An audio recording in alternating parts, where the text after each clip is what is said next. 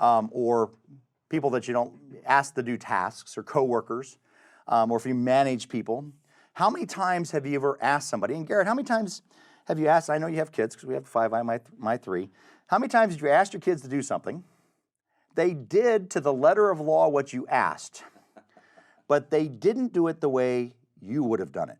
I would say that happens on a regular basis. They did it, and you can't get mad at them because they got it done. Yeah, they found a loophole somewhere in what you said to do. They said, hey, empty the trash on a day that ends in Y, and they waited and they found a day that ends in Y and did all these things. Well, inside of Azure, how do we control how folks do things inside of our environments? It's all around governance, and we have several things we're going to talk about inside of here. We're going to start with a conversation with policy. We're going to talk about role-based access control. We're going to talk about locks and everything in between. But now we start talking about, if I give you access, if I authorize you to use Azure, are you going to create the virtual machines that I want you to create? We've gone through as IT and verified who they are, and we know which regions we want to use. How do I make sure you use the regions? Like, hey, you can only use Central, but you can't use South Africa. Yeah, we're going to have to create some Azure policies. Yeah, exactly right. We're going to have to create some Azure policies that are up here. And those are examples of policies. And all policies are our way as IT to govern how you create things. Examples, virtual machine. You got to create a virtual machine of this family. You got to put it in this region. You have to put it in a tag. You have to have a public IP, or you can't have a public IP address. You have to use the hybrid benefit for licensing. All these policies are designed to help us control how people create things inside of Azure. It's how we govern this. It's how we make sure they adhere to compliances that we may have inside the organization. Policies are extremely important because we control how users create stuff inside of Azure.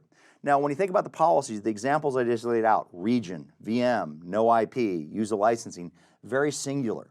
And that's how you want to set them up, because the tool inside of Azure for policy is going to flag, hey, this is not in compliance. Well, if you have a bunch of policies in a single policy file, you're going to have to figure out why they're not in compliance. So you keep them fairly siloed. But when you start working with Azure, how do you implement those policies? Well, after you create the definition file, you apply it, you assign it a scope, and you evaluate it to see what's going on. And policies have two effects. They can be audit policies, just to report, or they can have deny policies, which prevent users. So if Garrett were to try to create a policy in South Africa and I'm preventing that region, he'll be denied. The resource will not be created, and it'll tell him why. You can't do those things. But when we start working with policies, when you start thinking about just virtual machine creation, and we talked about this in Module 2, and then we went through that wizard and all those settings. Well, what if I was configuring all those, 30, 40 settings that I can do? I wouldn't want to apply each one of those individually. What you'll do is create a thing called an initiative. And all an initiative is a collection of policies. So the way this works, you create all your policies, so all those individual settings, and they might be related, like I want to have a VM creation definition or an initiative. You put them all in that initiative, and then you apply that initiative to the scope you want to apply it. Remember our hierarchy from Module 2?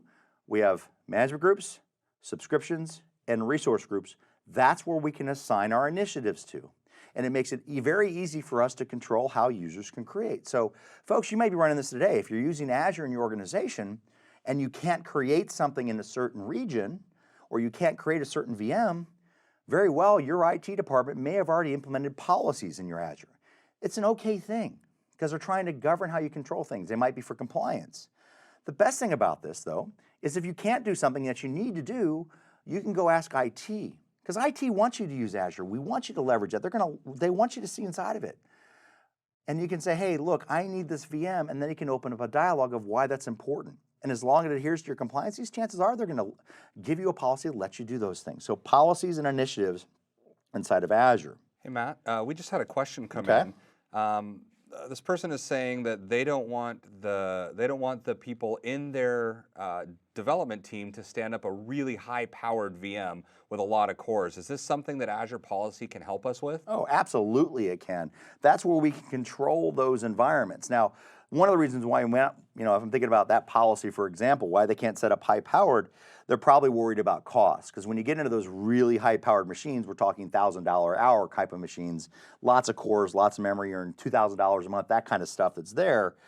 So they're worried about costs, so we're going to prevent that. Now in Module 4, we're going to talk about what if we do need a bunch of those high-powered machines? How can we eliminate some of the costs to alleviate that? But generally speaking, whenever I want to control what people can or cannot do inside of Azure, guess what? I'm going to use policies to control that. And it's kind of like I would call our dad rule. You and I are dads, right? Hey, you got to do it, but now you got to do it the way I say you have to do it, right? And do it in the way that I want to. And that's what policies and initiatives do for us inside of Azure. That's what governance is inside of it. So policies are how we can create it, but can I even create it? Am I allowed to use Azure, right? I have to do it in a certain way with policy. Am I allowed to use it? And this is role-based access control. So role-based access control is how we do these things, folks, and it's fine-grained management. Now, we apply it at the subscription level, the resource group level, or the individual resource level, and they allow us to govern our authorization. So understand, we authenticated against Azure Active Directory, proved we're allowed to be here. Now, what am I authorized to do? That's all done by role-based access control. It's how we grant permissions inside the organization, and generally how it works, you have your users, they're going to be in groups, and we assign those groups roles inside of Azure, and those roles under the covers have rights and permissions to do something. Depending on what role it is going to determine what you can actually do. Role-based access control, or RBAC for short. And so when we take a look at this, it's really straightforward. So I'm going to show you two examples in this demo. I'm going to show you how it looks from an end user perspective, in other words, somebody that has RBAC being applied to them, and then how do we change it. So let me hop into my systems here. So I'm logged in as admin 2 in this particular tenant, and this tenant has a subscription assigned to it. This is the same tenant that I've been using in all of my demonstrations that I have, and I have lots of resource groups. As a matter of fact, we created a resource group for our VMs. If I go to resource groups, logged in as admin 2, notice I only see the one resource group, RBAC test. What you're seeing here is role-based access control in action. Admin 2 only has permission in this one specific resource group. Even though I know there are more resource groups in this subscription, admin 2 hasn't been given permission yet. Even if admin 2 knows how to get around it by going to create a resource, choose the VM and say, I know there's more, even in the drop-down list, they only show the one resource group that are there. So that's what it looks like from a perspective of a user that has RBAC applied to them. Now, how do I change it? So let me switch over to my other browser, and I can actually show you how this works. So in my other environment, I'm going to go in and I'm going to go to the resource groups, and notice I see all the resource groups. Now, in case you didn't believe I was in the same subscription, you see the RBAC test group that I'm here, but I have this AZ Fund group. So I want to give admin 2 permissions to use AZ Fund, and this is how it works, right? Traditionally speaking, when your organization sets up an Azure subscription for consumption of Azure resources, the very next thing they're going to do is control who can create what and where they can create it, and generally they'll do it at a resource group. So if Garrett says, hey, I want to use some Azure, great, Garrett, I'm going to give you a resource group, and I'm going to give you ownership of that resource group. You can do whatever you want inside that resource group, but I'm not going to let you govern up unless that's part of his role. Let me show you how this is set up. So I'm going to go into my resource group, and in my resource group, there's an option up here that's at the top. It says access control, and it says IAM at the end. I like IAM. It stands for Identity Access Management. When I think about role-based access control, it says, I am so-and-so. Do you know who I am? Let me in, right? The kind of those types of things that we have. So I'm going to choose access control. And inside of here, I'm going to go role assignments. Now I see some legacy, and I have some things I've been doing a lot in this environment. But I have this RAID 78 account. Now this is a special account. This is my global administrator. It's the ID that I use for this particular environment. And they have this role assigned to them called User Access Administrator. All that role allows RAID 78 to do, and they're a global administrator, so they actually have a lot of other hidden rights and other things. Basically, global admin can do whatever they want, wherever they want inside the subscription. But User Access Administrator has a very specific right. See this list of users that I have? This user can change that list, and that's it. User Access Administration, controlling the access of the users that we have inside the environment. So let me go ahead and add in a role assignment. So I'm going to say add a role assignment. It's going to say, what role do you have? If I click on this down arrow, folks, look at this. Now, aside from the top 3, owner, contributor, and reader, they're all in alphabetical order. And if you scroll through this list, like I get down to, here's one that says backup reader, backup operator. This is very specific. It's giving me access to the backup service to be able to read, I think in this case, the backup policies, just to be able to look at that information. Well, if I don't have anything backup related in this resource group, guess what this user can do? Effectively nothing. Even though they have the rights, it's for that particular service. The reason I point out these other roles is because sometimes when we think about role-based access control, we get siloed in thinking of just users and groups. But in reality, remember, we have Azure services running around Azure trying to access and use things. And we can really, once again, just like with network security groups, lock down the different types of roles that we want to use and leverage inside of Azure. But the three big roles at the top, and you see owner, you see reader, you see contributor, you see all that stuff that's here. So it really starts with these three roles at the top: owner, contributor, and reader. The owner of the resource can do anything inside. In this specific case, it'll be anything inside of the AZ Fund resource group. That's my scope. They can do whatever they want. They can control the resources. They can even modify the access control list here in the screen. They can even control locks. They have full ownership over that. Then we have contributor. Contributor can do anything inside the resource group. They can add any resources, delete resources. They can do whatever they want as long as they have permissions on those resources inside that group. Do whatever they want. However, the contributor cannot change this list of access. Only the owner or the user access administrator can change the access list that we have here. And then we have reader. Pretty obvious what that one is. Reader is, they just look at the resources. That's all they can see what's going on inside of it.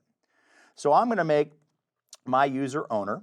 Now notice it says assign users using groups. Remember I told you that there might be other resources.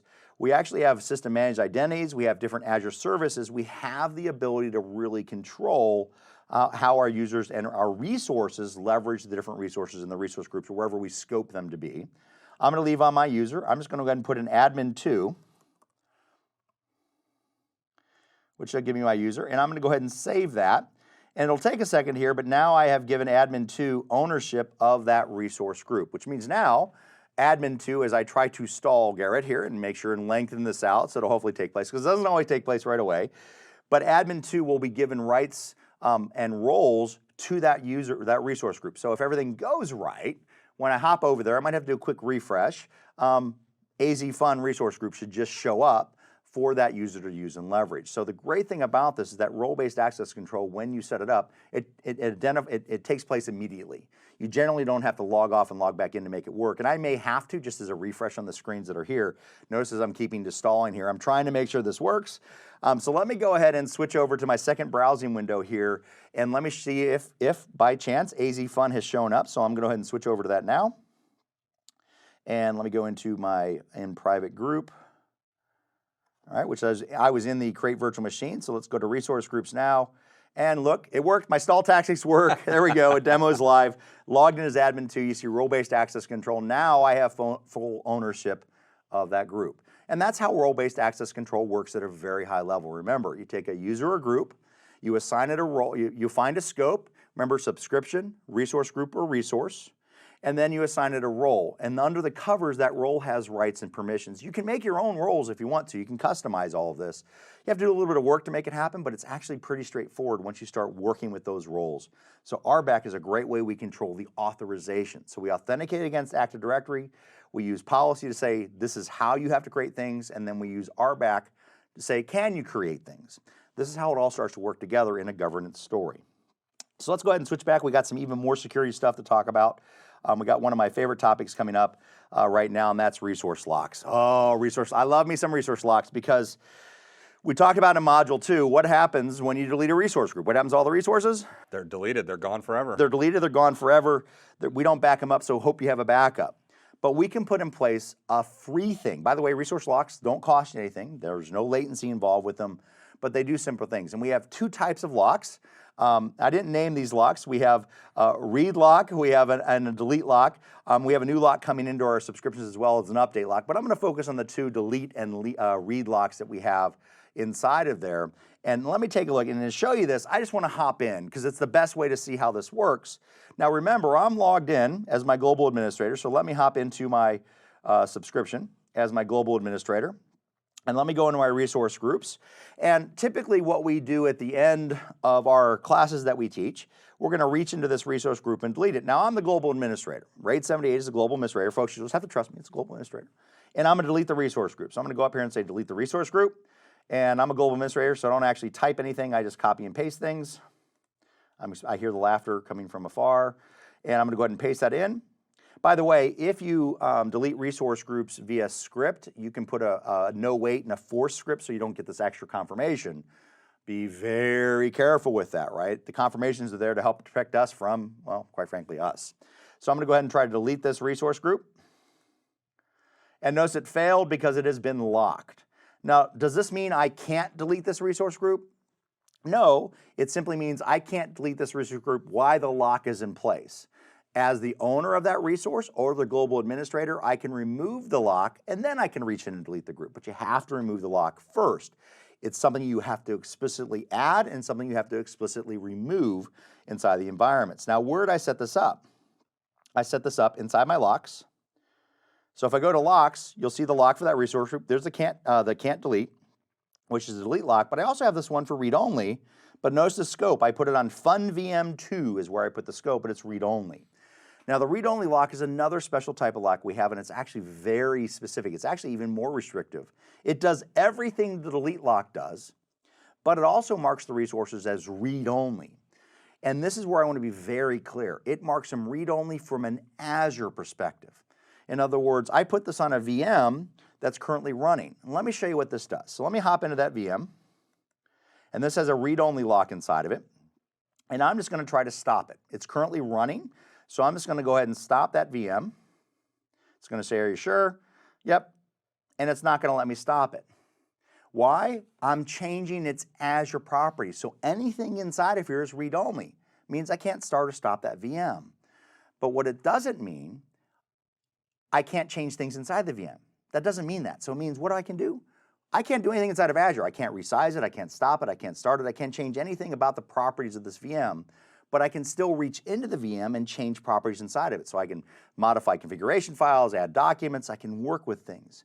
And so when you use the read-only locks, be very careful with them. They're very restrictive because they deny changing of properties. Now, when you think about this, why might I use a read-only lock in conjunction of an environment? I use a VM just to show you a quick example, but chances are in your resource group, and by the way, when you apply a lock at a resource group, it automatically applies to all the resources below it. Well, why would I put a read-only lock? Well, maybe you have a public IP address there, or you have a configuration that you don't want to change. Mark those as read-only. Let people look at them, but don't let anybody change it because that could impact your entire application.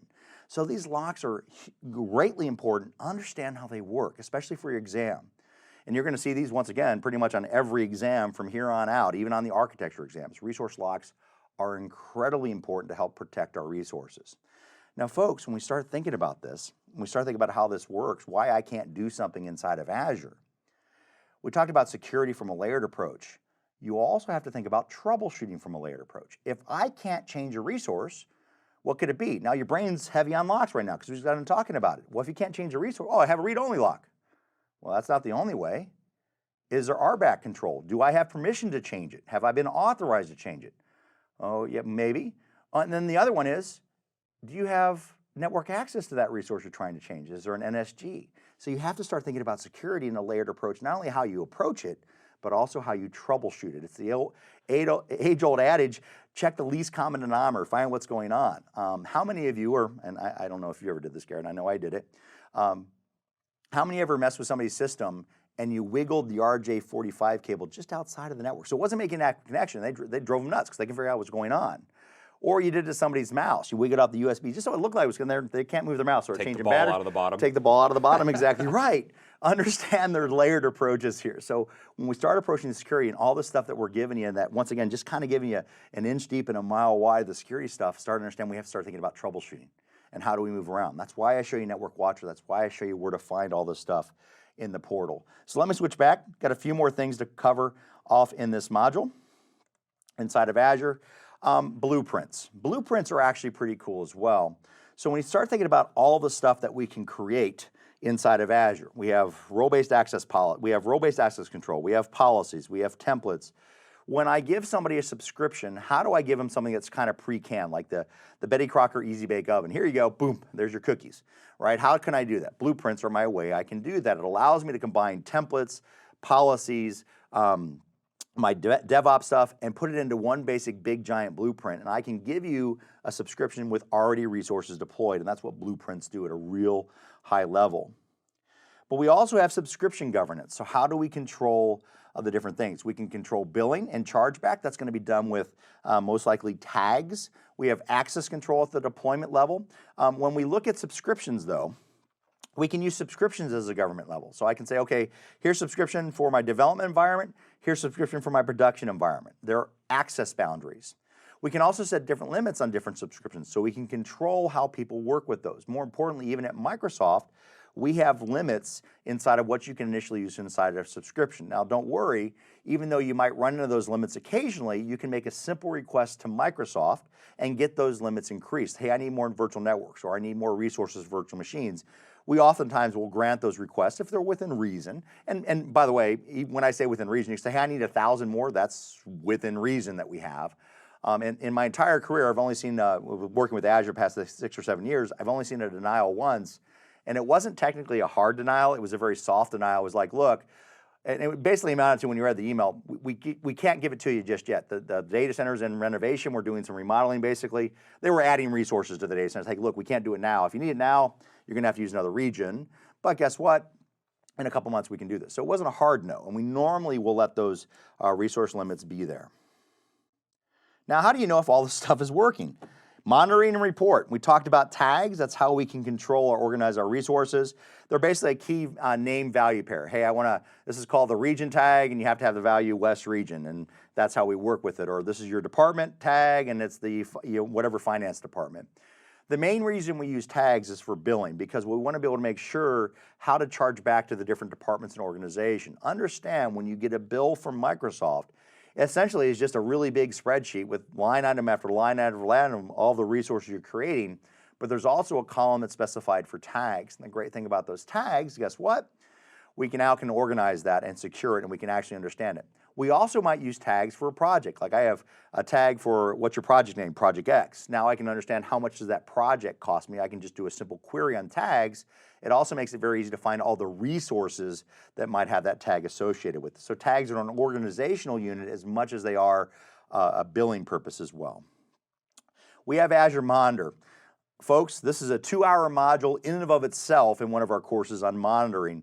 And what monitoring allows us to do is look at data, and we can collect not only the metrics of things, this is running at 85%, but we can also collect the logs of things. Why is it running at 85%? So the monitoring is really a platform that includes our log analytics. It helps us collect data. And the minute you start working with this, the monitor's in place, it's already starting to find that telemetry. It's already starting to work. The minute you start putting things inside of Azure, you have the monitoring. We can look at the different applications. We even have the ability with monitoring, folks. We have a thing called Azure Application Insights, which is a part of our monitoring platform that can reach into code and say, you know what?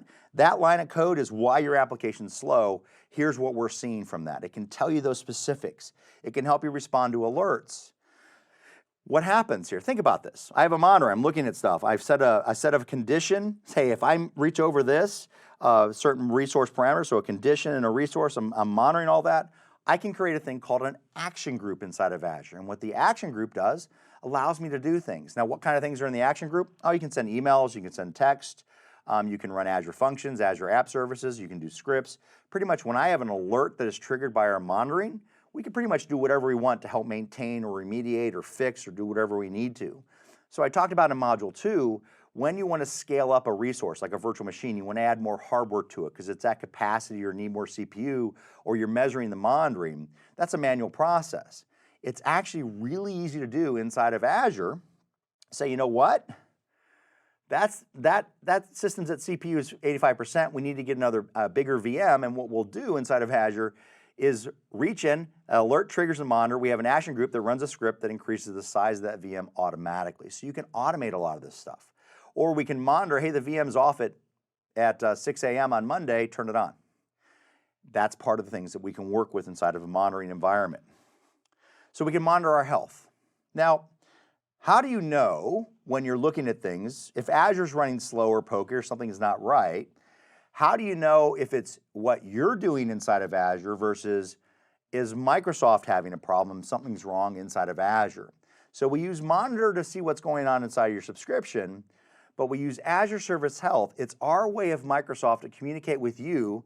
you know what, there might be an issue inside of your subscription. There might be an issue in all of Azure that might impact all the regions. It might impact the region you have stuff in.